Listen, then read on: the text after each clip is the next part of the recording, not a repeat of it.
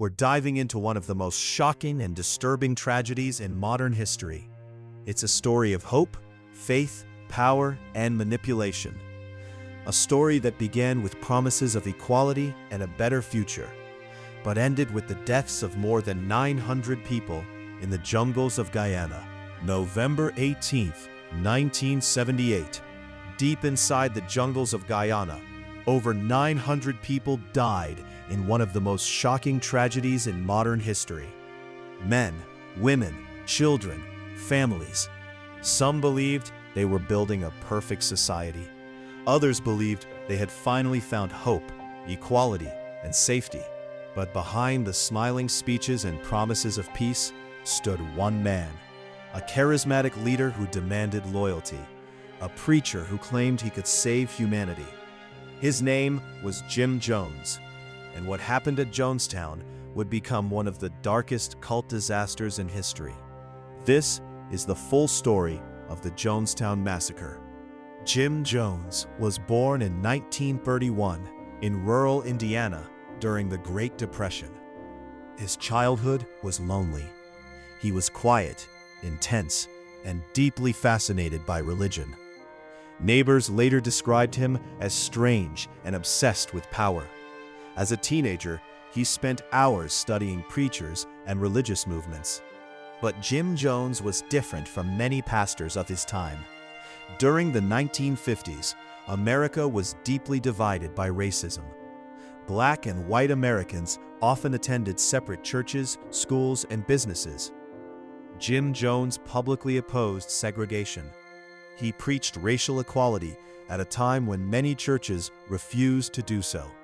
To many people, he seemed progressive, compassionate, fearless, and that helped him attract followers. In the 1950s, Jim Jones founded a church called the People's Temple. At first, it looked like a movement built on kindness. The church helped poor families. It fed hungry people. It supported elderly citizens. Jones adopted children from different ethnic backgrounds. He called his family a rainbow family. To outsiders, he looked like a man fighting for justice. But inside the church, things were changing. Jim Jones demanded complete loyalty. Followers were expected to obey him without question. He claimed he had supernatural powers. He staged fake healings during church services. People believed he could cure sickness and perform miracles. The church became more than a religion. It became control. Former members later said Jones humiliated followers publicly. He controlled relationships. He demanded money. And he constantly warned that enemies were trying to destroy the People's Temple. Fear became part of everyday life. Still, thousands remained loyal because Jim Jones knew exactly how to manipulate. By the 1960s and early 1970s, the People's Temple was growing rapidly. Jim Jones attracted people searching for hope.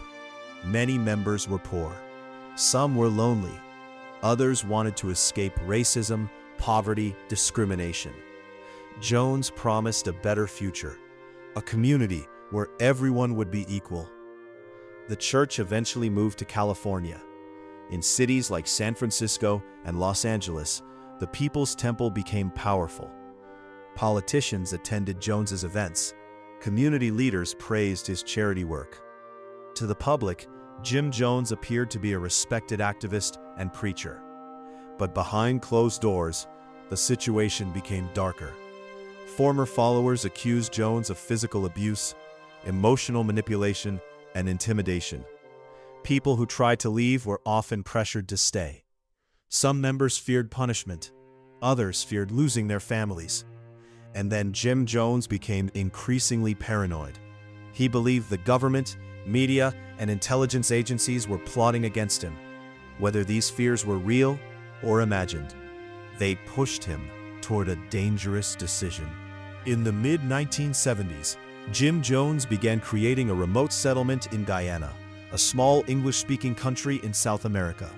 The settlement was officially called the People's Temple Agricultural Project, but the world would remember it by another name, Jonestown.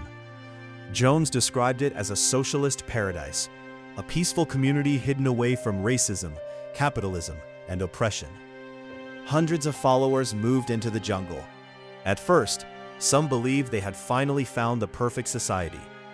But life in Jonestown was harsh. The tropical heat was exhausting. Food was limited. People worked long hours. Armed guards monitored the camp. Loudspeakers broadcast Jim Jones's speeches day and night. Followers were constantly reminded that enemies were coming, that the outside world was dangerous, that only Jones could protect them.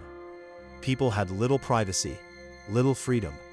Some members secretly wanted to leave, but escaping from the isolated jungle settlement was extremely difficult. And Jim Jones's mental condition appeared to worsen. He reportedly used heavy medications. His speeches became increasingly erratic. He spoke about death, betrayal, and revolution. The dream of Jonestown was collapsing. Back in the United States, worried relatives began speaking out. Families claimed their loved ones were trapped inside Jonestown. Some former members described abuse and fear inside the settlement. Newspapers started investigating the People's Temple. The pressure on Jim Jones grew stronger.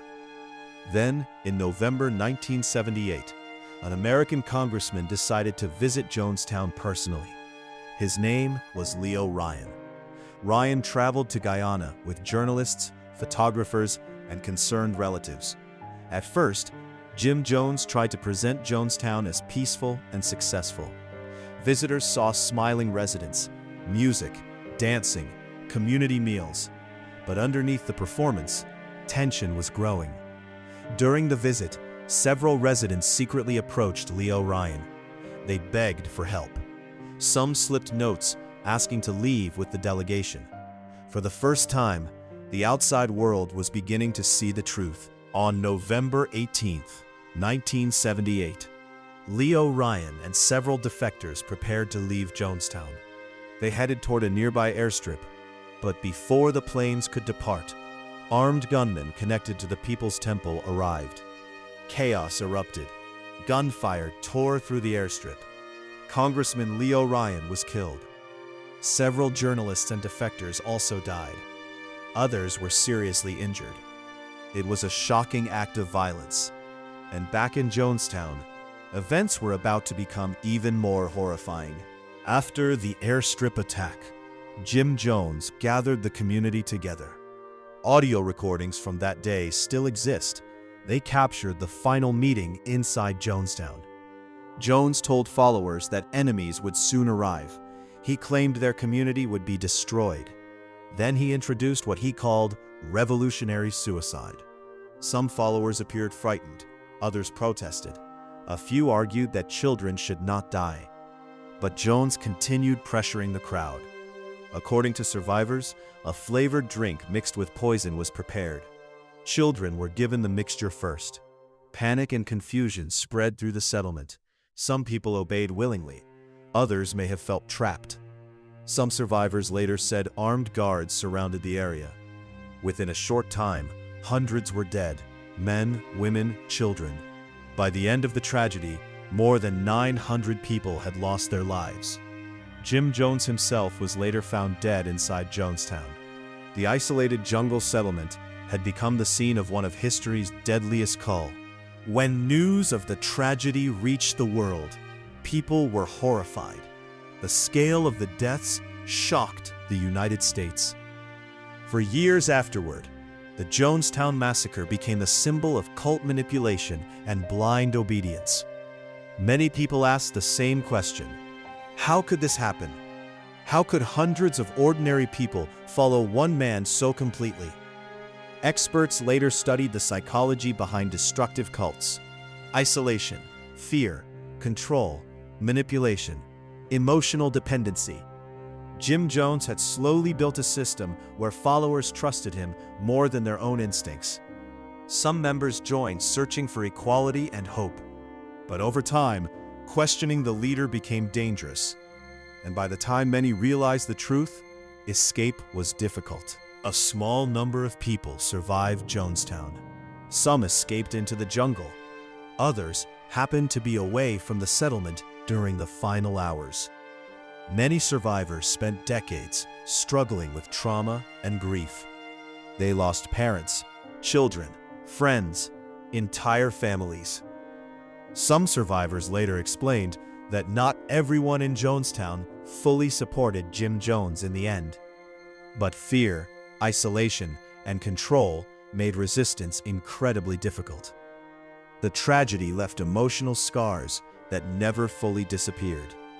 Today, Jonestown remains one of the most infamous cult tragedies in history. The phrase, "drinking the Kool-Aid," became linked to blind loyalty and dangerous obedience, though the real event was far more tragic and complex than the phrase suggests.